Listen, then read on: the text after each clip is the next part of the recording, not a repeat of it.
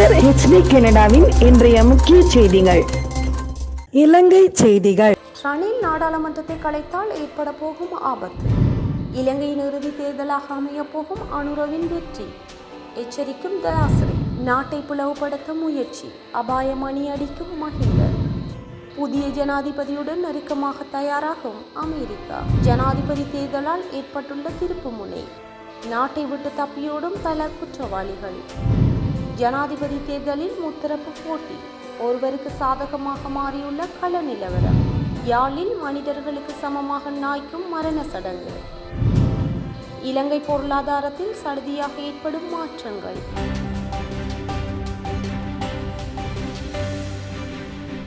ஜனாதிபதி ரணில் விக்ரமசிங்க நாடாளுமன்றத்தை கலைத்தால் அது பெரும் ஆபத்தாக முடியும் என தேசிய மக்கள் சக்தி எச்சரிக்கை விடுத்துள்ளது. இது தொடர்பாக தேசிய மக்கள் சக்தி ஊடக சந்திப்பில் ஜனாதிபதி சட்டத்தரணி உபுல் குமார பெரும தெரிவிக்கையில், ஜனாதிபதி தேர்தலுக்கு பின்னர் ஜனாதிபதி ரணில் விக்ரமசிங்கவினால் நாடாளுமன்றம் கலைக்கப்பட்டால் புதிய ஜனாதிபதி நாட்டை ஆட்சி செய்ய அரசியலமைப்பில் ஏற்பாடுகள் உள்ளதாகவும் அது மக்களுக்கும் நாட்டுக்கும் பாதகமான விளைவுகளை உருவாக்கும் எனவும் அவர் குறிப்பிட்டார். எனினும் ஜனநாயக கட்டமைப்பிற்குள் தேர்ந்தெடுக்கப்பட்ட புதிய ஜனாதிபதிக்கான அதிகார பரிமாற்றம் மக்களுக்கு எதிர்மறையான விளைவுகளை ஏற்படுத்தாமல் ஜனநாயக ரீதியாக நடைபெற வேண்டும் என்று அவர் கூறினார்.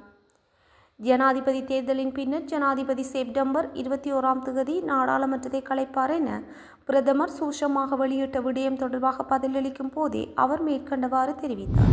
எதிர்வரும் ஜனாதிபதி தேர்தலில் தேசிய மக்கள் சக்தி வெற்றியீட்டினால் அதுவே இந்த நாட்டின் இறுதி தேர்தலாக அமையும் என நாடாளுமன்ற உறுப்பினர் தயாஸ்ரீ ஜெயசேகர தெரிவித்துள்ளார். ஜனாதிபதி தேர்தலில் அனுர திசாநாயக்க வெற்றி பெற்றால் மீண்டும் இந்த நாட்டில் தேர்தல் நடத்தப்படாது என அவர் தெரிவித்துள்ளார். ஜனாதிபதி தேர்தலில் சஜித் பிரேமதாச வெற்றி பெற்றால் மீண்டும் வாக்களிக்கும் சந்தர்ப்பம் கிடைக்கும் என்றும் அவர் கூறினார். ஐக்கிய மக்கள் சக்தியின் ஜனாதிபதி தேர்தல் பிரச்சார கூட்டத்தில் கலந்து கொண்டு உரையாற்றும் போதே அவர் மேற்கண்டவாறு தெரிவித்தார். வாக்களிக்க வெளிநாடுகளிலிருந்து லட்சக்கணக்கான மக்கள் வருவதாகவும் ஆனால் அவர்கள் இதுவரை இலங்கைக்கு வரவில்லை என்றும் அவர் கூறினார். ஜனாதிபதி தேர்தல் பிரச்சார மேடைகளில் நாமல் ராஜபக்ஷவை தவிர்த்து எவரும் தேசியம் மற்றும் பௌத்தம் பற்றி பேசுவதில்லை. நாட்டை பிளவுபடுத்தும் புதிய அரசியலமைப்பு பற்றி பேசுகிறார்கள். எக்காரணிகளுக்காகவும் நாட்டை பிளவுபடுத்த நாங்கள் இடமளிக்க மாட்டோம் என முன்னாள் ஜனாதிபதி மஹிந்த ராஜபக்ஷ தெரிவித்தார். அம்பாறையில் இடம்பெற்ற பொதுஜன பெரமுனவின் தேர்தல் பிரச்சார கூட்டத்தில் உரையாற்றும் போதே அவர் மேற்கண்டவாறு குறிப்பிட்டார். அவர் அங்கு மேலும் தெரிவிக்கையில், தேசியத்தை பாதுகாப்பதற்கு அனைவரும் எம்முடன் கைகோர்க்க வேண்டும். பொதுஜன பெரமுன தலைமையிலான அரசாங்கம் நிச்சயம் தோற்றம் பெறும் என்பதை உறுதியாக குறிப்பிடுகின்றேன். சூழ்ச்சிகளினால் தான் நாங்கள் 2015 தோற்கடிக்கப்பட்டோம். அந்த சூழ்ச்சி இன்றும் தொடர்கிறது. யுத்தத்தை முடிவுக்கு கொண்டு வந்து நாட்டின் தேசிய பாதுகாப்பையும் ஒருமைப்பாட்டையும் நான் உறுதிப்படுத்துவேன். அபிவிருத்திகளை துரிதமாக மேற்கொண்டு தேசிய பொருளாதாரத்தை மேம்படுத்தினேன் என்றார். இலங்கை மக்களால் தெரிவு செய்யப்பட்ட ஜனாதிபதியுடன் நெருக்கமாக செயற்படுவதற்கு அமெரிக்கா எதிர்பார்த்துள்ளதாக இலங்கைக்கான அமெரிக்க தூதுவர் ஜூலி சங் தெரிவித்துள்ளார். குறித்த விடயத்தினை அவர் தமது எக்ஸ் பதிவிலேயே குறிப்பிட்டுள்ளார். அதில் அவர் மேலும் குறிப்பிட்டுள்ளதாவது, அத்துடன் சுதந்திரமான மற்றும் நியாயமான தேர்தலை உறுதிப்படுத்துவது இலங்கையில் ஜனநாயகத்திற்கு ஏற்படக்கூடிய மிக முக்கியமான நடவடிக்கையாகும். சர்வதேச ஜனநாயக தினமான இன்றைய தினத்தில் பொறுப்புக்கூறல், மனித உரிமைகள், நீதி போன்ற வலுவான மற்றும் நிலையான ஜனநாயகத்தின் கொள்கைகளை நாங்கள் கொண்டாடுகிறோம். தேர்தல்கள் மூலம் தங்கள் எதிர்காலத்தை வடிவமைப்பதில் ஒவ்வொரு தனிநபருக்கும் ஒரு கருத்து இருப்பதை உறுதி செய்கிறோம். இலங்கை மக்களால் தெரிவு செய்யப்படும் ஜனாதிபதியுடன் இணைந்து செயற்பட அமெரிக்கா எதிர்பார்த்துள்ளது என அவர் தெரிவித்துள்ளார். இதேவேளை இலங்கையின் ஜனாதிபதி தேர்தலை இந்தியா, அமெரிக்கா மற்றும் ஏனைய நாடுகள் உன்னிப்பாக அவதானித்து வருகின்றன. ஏற்கனவே இலங்கையில் குறித்த நாடுகளின் நலன் சார்ந்த திட்டம் முன்னெடுக்கப்படுகின்ற நிலையிலேயே இந்த அவதானிப்பு மேற்கொள்ளப்பட்டு வருகின்றமை குறிப்பிடத்தக்கது. இம்முறை ஜனாதிபதி தேர்தலில் ஏற்பட்டுள்ள முத்தரப்பு போட்டியானது ரணில் விக்ரமசிங்கவுக்கே சாதகமாக அமைந்துள்ளது என்று சப்ரகமு ஆளுநர் நவீன் திசாநாயக்க தெரிவித்துள்ளார். கேகாலையில் இடம்பெற்ற ரணிலால் இயலும் பேரணியில் கலந்து கொண்டு உரையாற்றும் போதே ஜனாதிபதி மேற்கண்டவாறு குறிப்பிட்டார். தொடர்ந்தும் தெரிவிக்கையில், அனைத்து கட்சிகளும் இணைந்திருப்பது பெரும் பலமாகும். இவ்வாறான மேடை சஜித்திற்கோ அனுரவுக்கோ கிடையாது. இவ்வாறான ஒற்றுமையான அணியை ரணில் விக்ரமசிங்க தான் ஏற்படுத்தினார். உங்கள் தலைவரை தெரிவு செய்யும் இந்த தேர்தலில் சரியாக முடிவெடுக்க வேண்டும். எந்த கட்சியை வெல்ல வைப்பதற்கும் நாம் அணிதிரளவில்லை. நாட்டின் எதிர்காலமே பிரதானமானது. அதற்காகவே ஒன்று சேர்ந்துள்ளோம். கடந்த அனைத்து தேர்தல்களிலும் இரு அணிகளே இருந்தன. இம்முறை முத்தரப்பு போட்டியுள்ளது. முத்தரப்பு போட்டி இருப்பது ரணில் விக்ரமசிங்கவுக்குத்தான் சாதகமானது.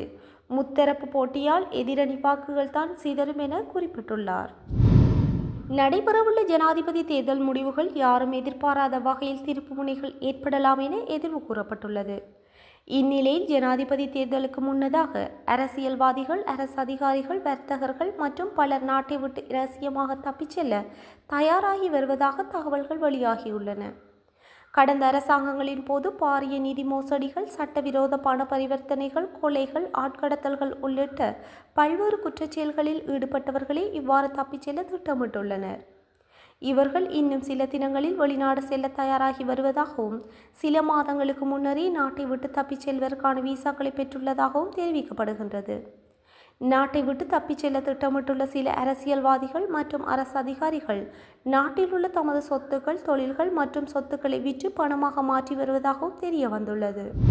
மனிதர்களுக்கு இறுதி சடங்கினை செய்வது போல வளர்ப்பு நாய்க்கும் இறுதி சடங்கினை செய்தமை நிகழ்ச்சி ஏற்படுத்தியுள்ளது.